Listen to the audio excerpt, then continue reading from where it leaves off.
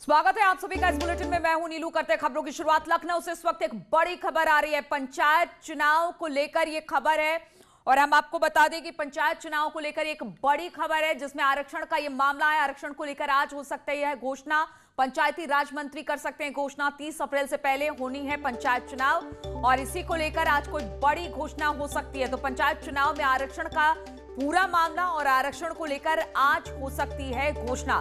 पंचायती राज मंत्री इसको लेकर घोषणा कर सकते हैं। 30 अप्रैल से पहले होने हैं पंचायत चुनाव और उससे पहले पंचायती राज मंत्री की तरफ से एक बड़ा ऐलान आरक्षण को लेकर आज किसी तरह की घोषणा हो सकती है। तो लखनऊ से बड़ी खबर आ रही है। 30 अप्रैल से पहले पंचायत चुनाव है, लेकिन ठीक उससे पहले एक बड़ी घोषणा हो सकती है। पंचायत चुनाव में आरक्षण का मामला था और इसी को लेकर आज घोषणा की जा सकती है। पंचायती राज मंत्री इस बात की घोषणा कर सकते हैं क्योंकि 30 अप्रैल का वक्त अब बहुत कम बचा है और इसको लेकर अब पंचायती राज मंत्री एक घोषणा कर सकते हैं। आरक्षण को लेकर ये घोषणा है। अजीत सिंह इस पर और अधिक जानकारी के साथ जुड़ा है। अजीत, क्या जानकारी इसको लेकर?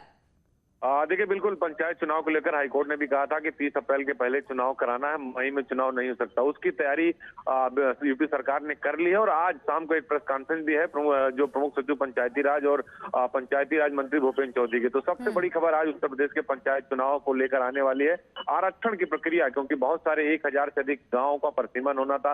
कई नगर पंचायतें नई बनाई गई थी सरकार की तरफ से, उनके परिसीमन के बाद आज आरक्षण की प्रक्रिया की घोषणा जो है की जाएगी और खुद पंचायती राज मंत्री प्रेस कॉन्फ्रेंस करके देंगे। तो निश्चित तौर पर पंचायत चुनाव पर जो अब तक अटकलें लग रही थी उस पर आज प्रोग्राम लग जाएगा और आप चूंकि 30 अप्रैल के पहले चुनाव संपन्न कराने हैं तो उसका ऐलान आज उत्तर प्रदेश सरकार की तरफ से किया जाएगा और आरक्षण की प्रक्रिया के बारे में बताया जाएगा कि कौन सी प्रक्रिया अपनाई गई है और किस तरीके से पंचायत चुनाव होगा और सरकार कितनी तैयार है और उनकी पूरी रूपरेखा आज मीडिया के सामने पंचायती राज मंत्री रखेंगे। ठीक है अजीत, बहुत बहुत शुक्रिया आपका जानकारी देने के लिए। तो आज पंचायती राज मंत्री की तरफ से बड़ा ऐलान परिसीमन यानी कि आरक्षण को लेकर और 30 अप्रैल से चुनाव होने हैं पंचायत के और इसको लेकर इससे पहले ये एक बड़ी घोषणा आज कही जा सकती है।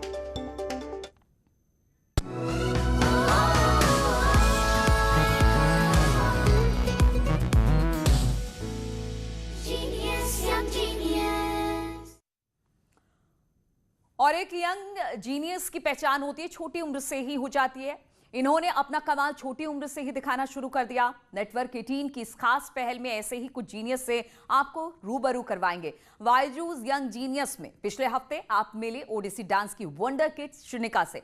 इनका उत्साह बढ़ाया राजकुमार राव ने। आइए देखते हैं उसी की एक झलक।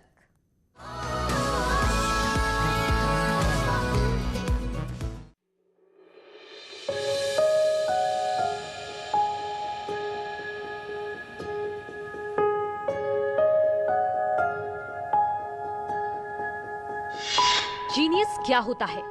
0.01 प्लस स्क्वायर 0.0064 और पूरे का square root is equal to, इसका आंसर क्या होगा? अरे वाह, आपने लिखने में ही कैलकुलेट कर लिया। Yes ma'am. क्या जीनियस ऐसे ही होते हैं? आज हमारे साथ चलिए सहारनपुर के उस गांव में जहां पर अद्भुत प्रतिभा वाला एक छात्र रहता है। आप सोच रहे होंगे कि अपर्णा आज सरसों के इन फूलों के बीच कहां पहुंच गई है। तो हम हैं जिला सहारनपुर के गांव त्रिपड़ी में, जहां एक यंग जीनियस माइंड छिपा हुआ है। जी हां, एक ऐसा खास टैलेंट जो इस गांव में गुलाब की तरह खिला और कस्तूरी की तरह उसके टैलेंट की खुशबू चारों तरफ फैल रही है। आखिर ऐसा क्या है इस खास यंग जीनियस में? क्या है ऐसा खास टैलेंट जिसकी चर्चा चारों तरफ हो रही है और जिसकी पहचान दुनिया से कराना जरूरी है?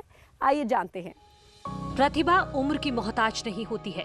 शायद ये कहावत ऐसे छात्रों के लिए ही कही जाती है। गणित के जिस सवाल को हल करने में जानकार भी वक्त लगा देते हैं, ये प्रतिभावान छात्र पल भर में हल कर देता है।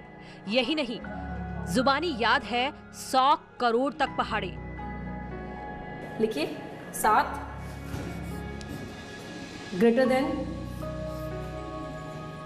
ब्रैकेट 2x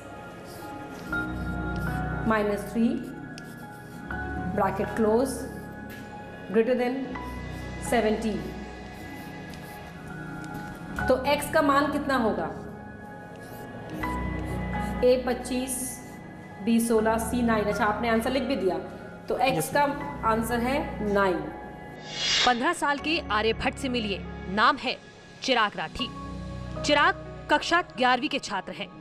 सवाल को लिखने में जितना वक्त लगता है उसी वक्त में जवाब भी निकाल लेते हैं। 0.000216 घात 3 बराबर है, वेरी गुड।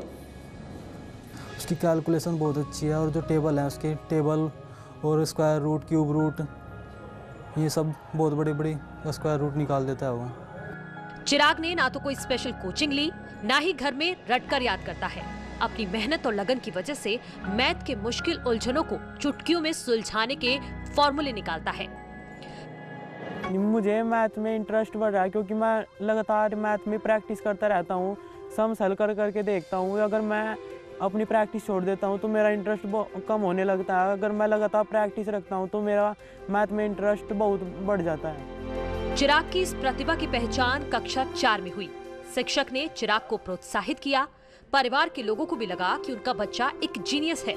फिर क्या था, कड़ी मेहनत ने कम उम्र में ही गणितज्ञ बना दिया। मुझे मैथ की कैलकुलेशन में इंटरेस्ट 4th क्लास से आया, जब मेरे टीचर मिस्टर राजेंद्र सर जो हमारे अध्यापक रहे, उन्होंने मुझसे बोर्ड पर कुछ सवाल पूछे, लेकिन मैंने उनके उत्तर बहुत ही कम समय में दे दिए। तो फिर उन्होंने कहा कि तुम बहुत अलग कर सकते हो। फिर उन्होंने मुझे, जब पहले मेरे 100 तक टेबल्स याद थे, फिर उन्होंने मुझे आगे टेबल्स याद करने को मोटिवेट किया और इसी तरह मेरे टेबल्स बढ़ते बढ़ते 300 और फिर हजारों, लाखों और करोड़ों में हो गए। स्कूल में छात्र गांव के दोस्त चिराग को लिटिल आर्यभट्ट पुकारते हैं। गुणा भाग, जोड़ घटाव, इससे जुड़े सवाल चिराग से पूछते हैं। जब कोई छात्र गणित के समीकरणों में उलझ जाता है तो चिराग उसे पल भर में सुलझा देता है। हमें भी बताता रहता है कि ऐसे करो कि ऐसे करो। बहुत हाँ जी, वो मेरी हेल्प करता है और हम डिस्कशन भी करते हैं क्लास में बैठकर।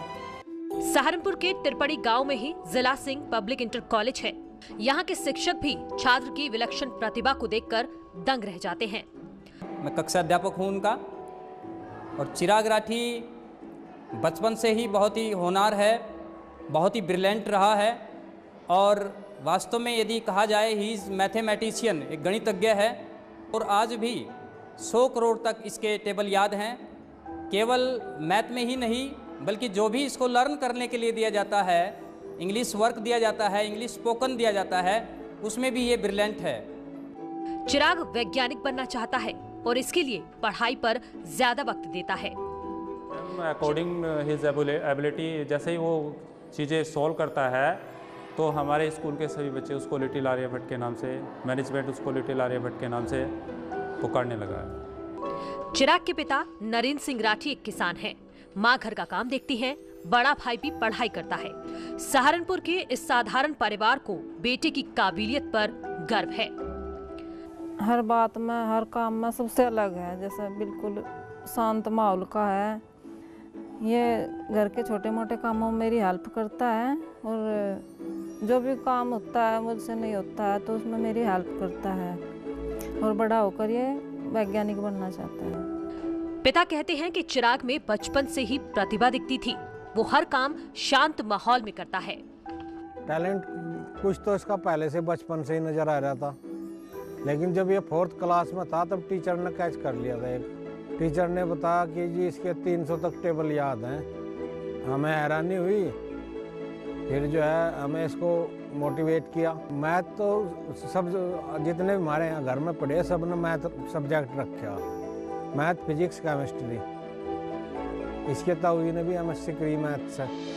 चिराग को क्रिकेट और कैरम खेलना पसंद है, गाने भी सुनते हैं। लेकिन आप जानना चाहते होंगे कि चिराग आखिर कैसे गणित की गुत्थी को सुलझाते हैं।